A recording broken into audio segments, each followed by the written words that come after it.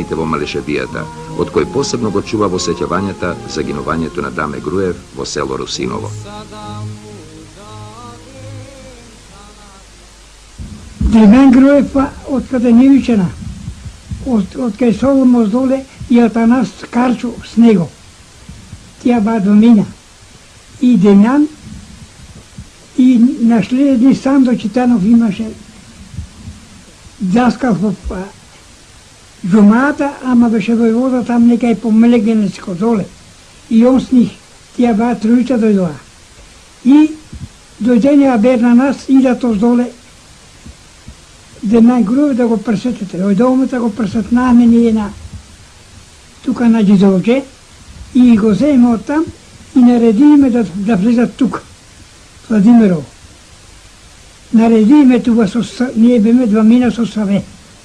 Наредиме да влезат тука, Арнеома, Белчо имаше един од Русиново, оттам спаднаме тука, според муѓе Русиново и Владимирово, седнаа там на една колиба, вика, господин Груев, Владимирово, вика, има 100 души астер, а в нашето село е чисто, ајде да влезем в него. Помисли, тако вика, хајде, вика, да влезем. Ние ќе влезем в Владимирово, а сме наредили това да чека, има јас братта, такова да не чека и един бојаджијата Јованчо. Они чекали това по реката, нека чекали. И ние спаднаме от там, имаше един от тука, Ѓорѓи Попстанов, с нас одеше и он.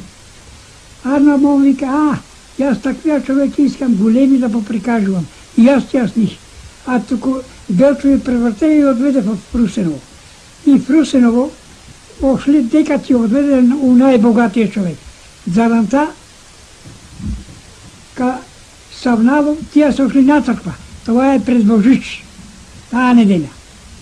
Тия се ошли на црква, сајдиите там на кашата. И старие, и жените, и остали кашата така отворена. И некој турчин спаија, гие да тера там аладјостове што рваđат, кога отвара поглежда, тука исправени пушти и човеци лежат. И он туку назад. Арнома имало Арнаутја дервиета, оздоле сретни, така видов таа кашта. И така вече открие, от едно време открие и там, и бегајќи на нагоре, Демен Груев падна и Сандо Читанов и Гоге Попстанов, тия изпадаа на цот, а тия двамината одбегаа Атанаси и Груев стана на Петлец. Таму и стигнаа серија, беше снег врнеше, по снего стигнаа и там, Арно они фрлали, паднали в едно место, вода, локо и такова, дебоко, не можли да и фрлали, а туку заврти Груев на Атанасца, вече и тури на него туа пушката, пукни и па книги што имало, туку изгорели, оти книги многу уних, оздоле са идени. И там паднаа они.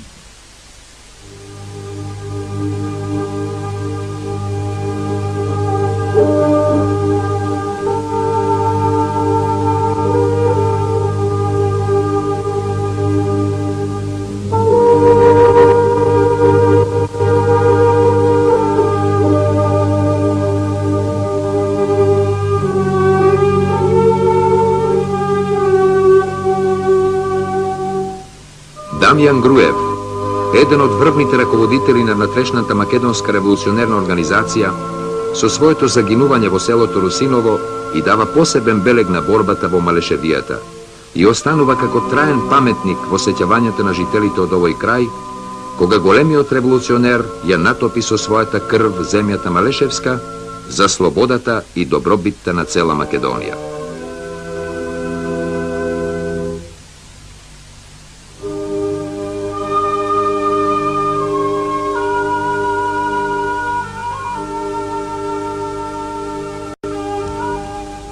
Тути некој од Робово може и бил, кажува, ама да гинали му конјето, Ошел на Пещево, на чувато. Рекол така, два коня има, не има ни. Море, тере си ти нашите учите, не мога да има. Тия коня не мало му идвани. Дошли си. Попуши и карано. От утра станува от тук рано пак Пещево. Ефенди, дойдоа ми конето. Ама не сажни. Нещо са много тежко носили. Вика, тере, море, питай. Па некој от така ти каже некој нещо. Питал там селото, некој дружина. Супер, бре, уле. Конето крада пушти до носа. От тей Бугарија вика пушти до носа, а крадат конето. Аже, он стане от тука, па на Пещево. Вика, Ефенди, аз научих нещо. И ще си научил. Вика, пушти до носът. От Бугарија, вика, коня крадата до носът пушти това. Да некъде изкладира, вика. Вика, така, кой ти е кажал? Па да го питаш. И ти ни кажеш. Ошел попитал го па това. Ошел па на Пещево. И да збираа човек по селото. Пушти да те раат учите. Шо тя да зберат 100 души. Аптово. Се запушти. Тепе денеска, тепе утре. И така си. Баше пред Божица. Снег. А по тамока збираа, вече там по това. Беше Чучков даскал там. По Пещево. Рекла ќе да отпади неро турците, пуштија те да. И наредија по каштите баници, кокошти, погачи, масло, все да тера. Рекла наредија сека, местилме сека, чин ќе дойде. По едно време ја аптовето от Пещево. А тук така сиромасени и сурени. Я Ефрем на коне го качили през пушките.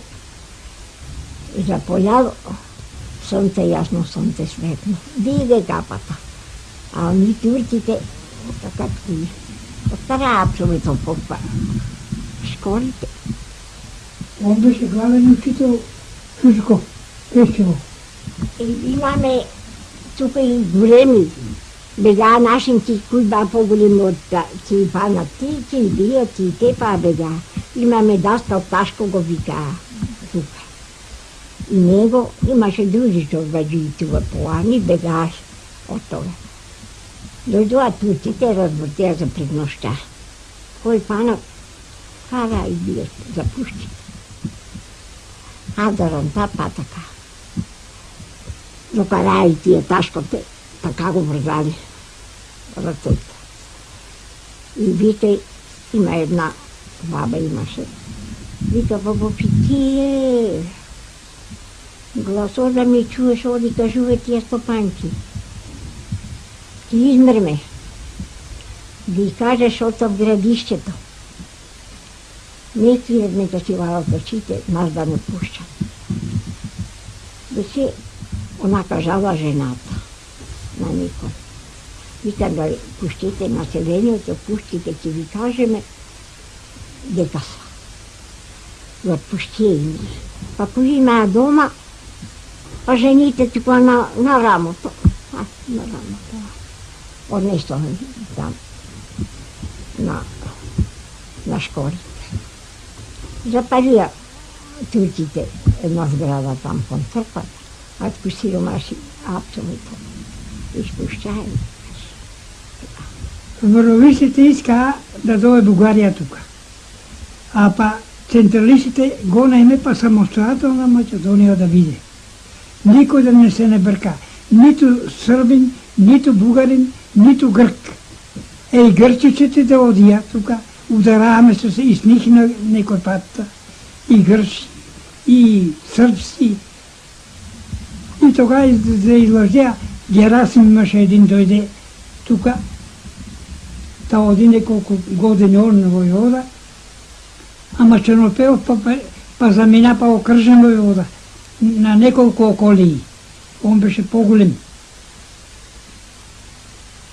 Чернопелов. А на мене направија тија врвистите, башта ми заклаа, стока имаме, дигнаа, расипаа, се. Оти сам јас остава такова со сделче. И така се останавиш.